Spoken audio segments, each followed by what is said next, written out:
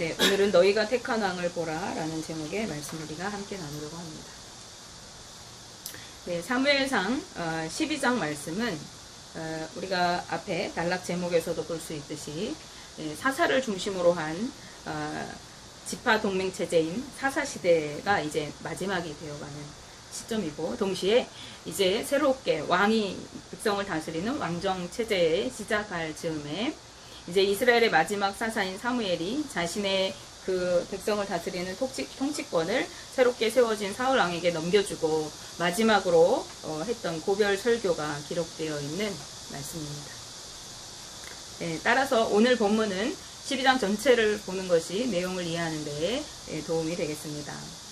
사무엘은 먼저 본격적인 설교에 앞서서 12장 1절에서 5절 말씀에 자신이 사사로서 그동안 공의롭게 행하였음을 이야기하고 있습니다. 이것은 자신의 설교가 이스라엘 백성에게 권위 있는 설교가 되게 하기 위한 것이었습니다. 자신의 올바른 행실, 자신이 그동안 사사로서 하나님과 백성 사이에 왕래하면서 바르게 행했던 그것들을 이야기함으로써 자신이 이렇게 이야기할 수 있는 그러한 정당성을 확보하는 것입니다. 사무엘이 그렇게 자신의 설교가 권위가 실리도록 하는 이유는 백성들에게 그가 꼭 들려주어야 하고 또 당부해야 하는 이야기가 있었기 때문에 그렇습니다. 우리는 사무엘이 말하고 싶은 설교의 핵심이 무엇인지 한번 살펴보고 말씀 속에서 오늘 우리에게 들려주시는 주님의 음성을 듣게 되기를 원합니다. 예, 이어지는 설교 전반부에 해당하는 6절에서 18절 말씀에서 사무엘은 하나님의 구원의 은혜와 또 자신들의 왕을 구했던 이스라엘 백성들을 향한 책망과 경고를 보도하고 있습니다. 먼저 6장에서 11절 말씀에서는 출애굽에서부터 사무엘이 다스리는 당대에 이르기까지 이스라엘 백성에 대한 하나님의 구원의 은혜를 이야기하고 있습니다. 하나님은 모세와 아론을 세워서 애굽에서 신음하고 있는 이스라엘 백성들을 구원해 내셨고, 이후에 그들이 약속의 땅에 이르러서 정착한 후에 이제 하나님을 잊어버리고 음란하게 우상을 섬기면서 죄악을 저질러서 하나님의 심판을 받고 이방 나라에게 여러 번 공격을 당하고 어려움과 고난을 당할 때에도 하나님은 다니엘을 비롯해 또 기드온, 베단, 입다, 그리고 사무엘 같은 사사들을 세워서 그들을 구해내셨습니다. 이처럼 하나님 앞에 죄악을 저지르고 심판을 받게 되었던 이스라엘 백성의 근본적인 죄가 무엇이었을까요? 그것은 그들이 여호와 하나님을 잊어버렸다는 것입니다. 사무엘상 12장 9절 앞부분 말씀에 그들이 그들의 하나님 여호와를 잊었다고 사무엘은 증언하고 있습니다. 그런데 그들의 조상들이 그렇게 하나님을 잊어버린 것처럼 지금 이스라엘 백성들 또한 하나님을 잊어버렸습니다. 그리고 자신들의 왕인 하나님을 잊어버린 백성들은 그들을 다스릴 새로운 왕을 세워달라고 요구하였던 것입니다. 이어지는 사무엘상 12장 12절 13절 말씀에 여호와 하나님이 진정한 이스라엘의 왕이었음에도 불구하고 인간의 왕을 요구한 백성들의 그 요구를 따라서 하나님께서 이제 인간의 왕인 사울 왕을 세우게 되신 경위에 대해서 사무엘은 이야기하고 있습니다. 사무엘상 12장 12절 중간절 말씀을 함께 보시면 너희 하나님 여호와께서는 너희의 왕이 되심에도 불구하고 너희가 내게 이르기를 아니라 우리를 다스릴 왕이 있어야 하겠다 하였도다 라고 말씀합니다. 그리고 그들의 이러한 요구대로 하나님은 그들을 위해 왕을 주셨습니다.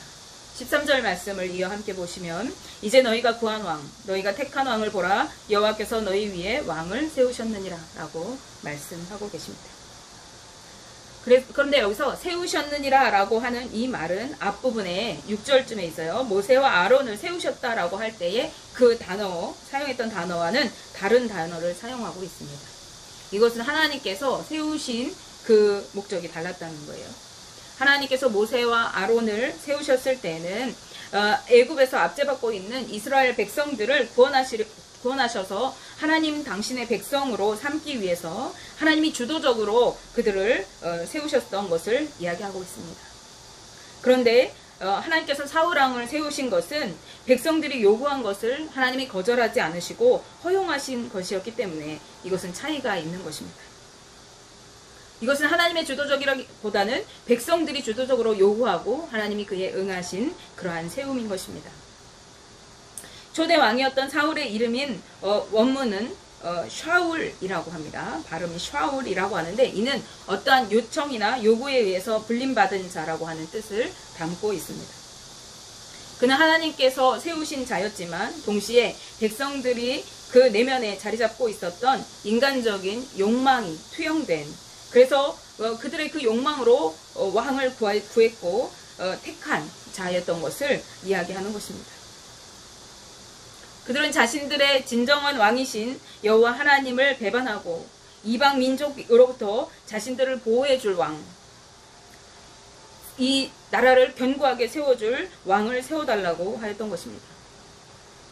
그러나 그것은 근본적인 해결책이 아닙니다. 그들은 왕을 구하는 대신 여호와 하나님 앞에 간절히 부르짖어야 했던 것입니다. 그런데도 그들은 하나님 앞에 왕을 구하였고 하나님은 이러한 이스라엘 백성들이 구한 왕을 그들에게 허락해서 세워주셨습니다. 그들의 안전을 위해 요구한 왕을 그런데 하나님은요 그들 위에 세우셨다고 성경은 말씀하고 있어요.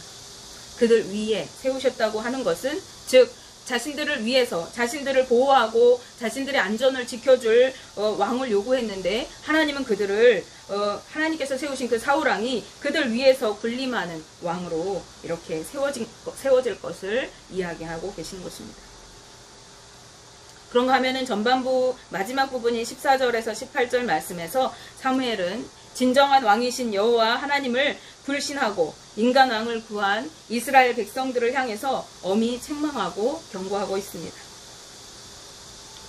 사무엘은 그들이 비록 새로운 정치 체계인 왕정 시대를 도입했다고 하더라도 이스라엘 백성의 흥망성쇠, 그들이 잘되고 못되어지는 것, 그들이 흥하고 망하는 것은 오직 여호와 하나님께 대한 그들의 경외하심, 그들의 하나님을 경외함과 그 말씀에 순종하는 것에 달려있다고 경고하고 있어요.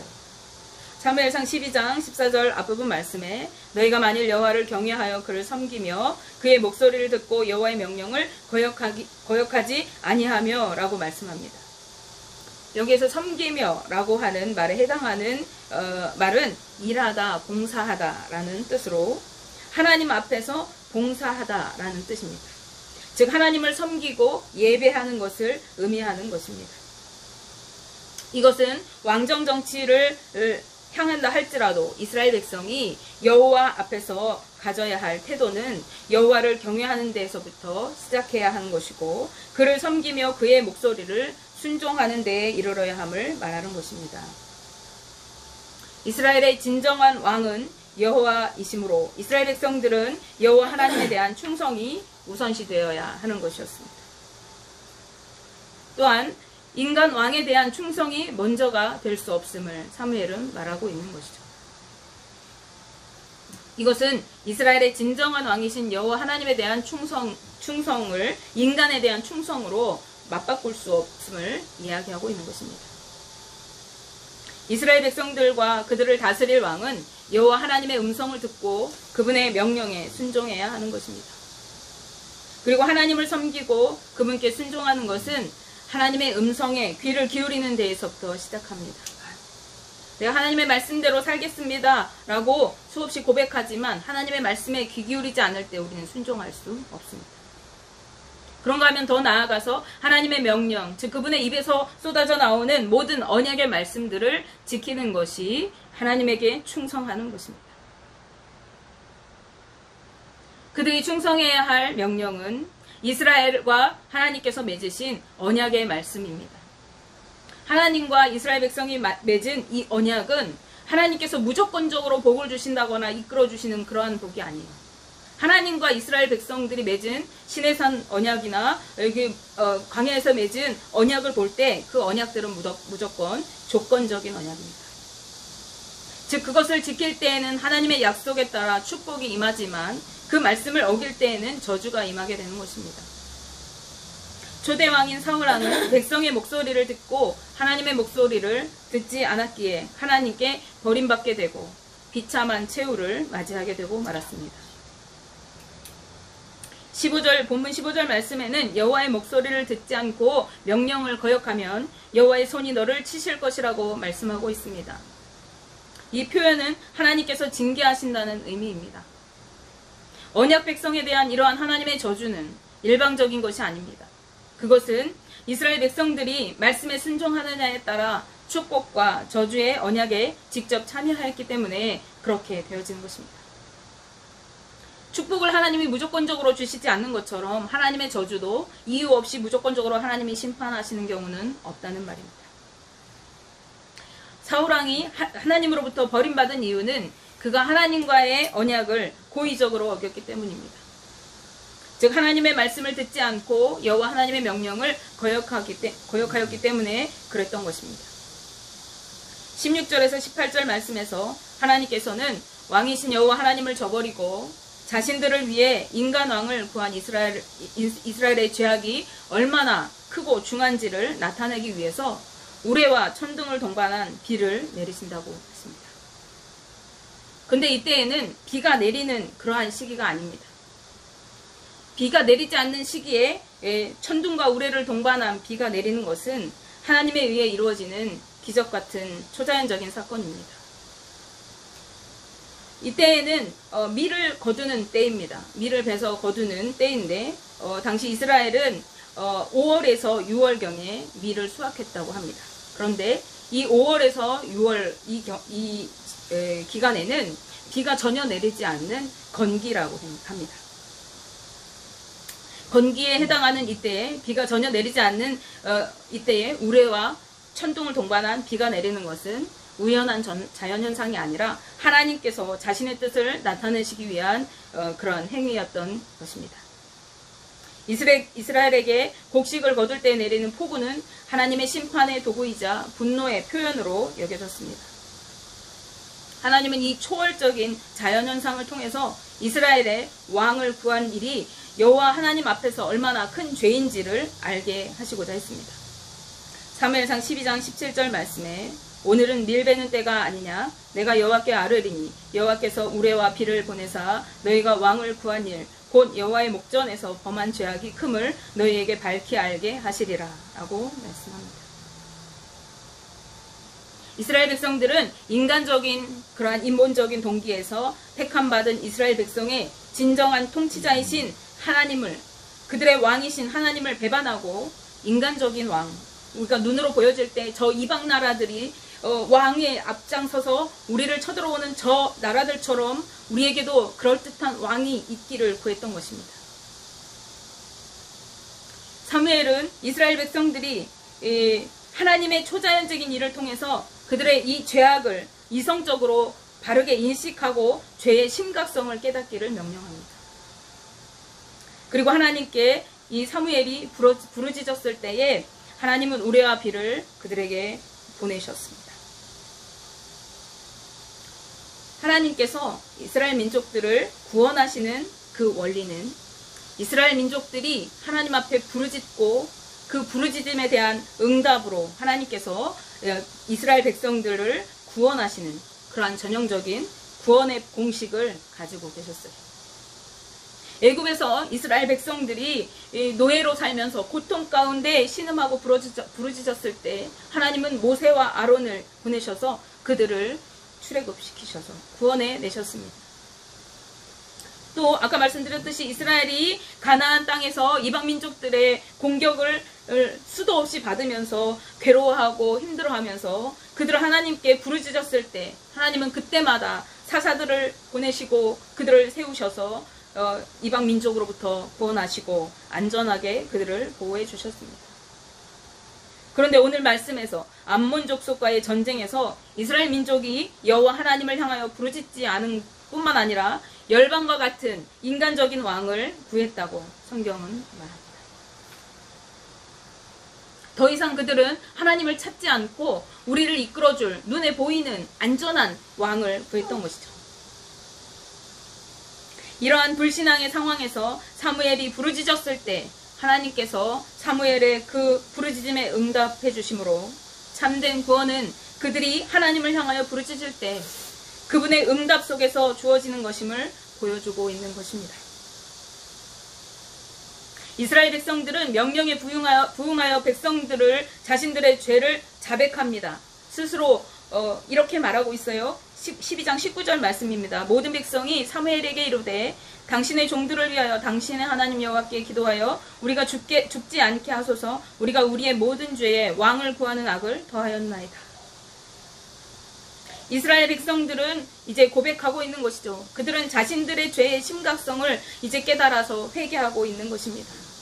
그들이 하나님을 찾지 않고 불신앙적인 태도를 가졌으며 거기에 하나님이 우리의 왕이심을 인정하지 못하고 다른 왕을 구하고 있었던 심각한 죄악을 깨닫고 회개했던 것입니다. 그들은 왕을 세워 이방 국가들처럼 강력한 국가가 되고 싶었습니다.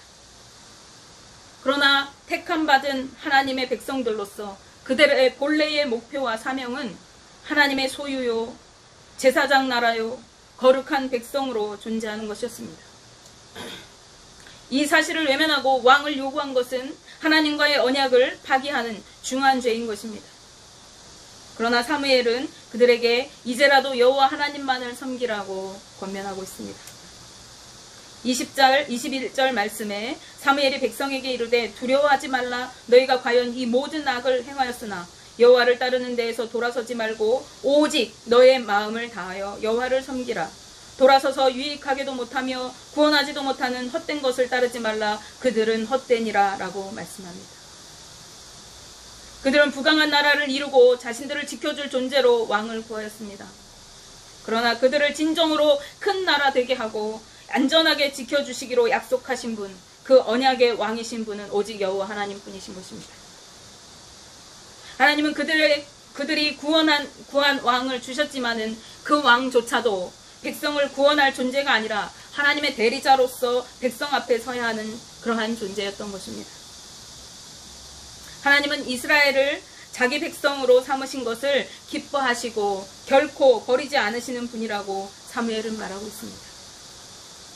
그러기에 그들은 오직 여호와 하나님을 경외하며 마음을 다하여 진실하게 하나님을 섬겨야 하는 것입니다. 사무엘은 그들에게 엄히 경고합니다. 25절 말씀입니다. 만일 너희가 여전히 악을 행하면 너희와 너희 왕이 다 멸망하리라. 아멘. 너희가 여전히 세상 것을 구하고 너희가 여전히 너희의 방법들을 구하고 하나님을 외면하고 하나님을 인정하지 않을 때 너희와 너희가 구하여 세운 그 왕이 함께 멸망할 것이라고 사무엘은 경고하고 있습니다. 우리는 좀 더 잘 살고 싶고 내가 좀 더 높아지고 싶고 좀 더 강해지고 싶어서 세상 것들을 구하고 의지하려고 할 때가 많이 있습니다. 그러나 오늘 사무엘은 우리에게 말합니다. 우리에게 참된 부강함과 참된 평안함과 참된 안전함을 주시는 우리의 왕이 되시는 분은 오직 여호와 하나님 한 분뿐이라고 말입니다. 원하기는 우리 동성교회 가족 모두가 세상 것들을 구하며 의지하여 사는 것이 아니라 오직 전능하신 여호와 하나님을 왕으로 모시고 살아가는 구원의 삶, 축복의 삶을 누리며 살게 되시기를 주님의 이름으로 축복하며 기도합니다.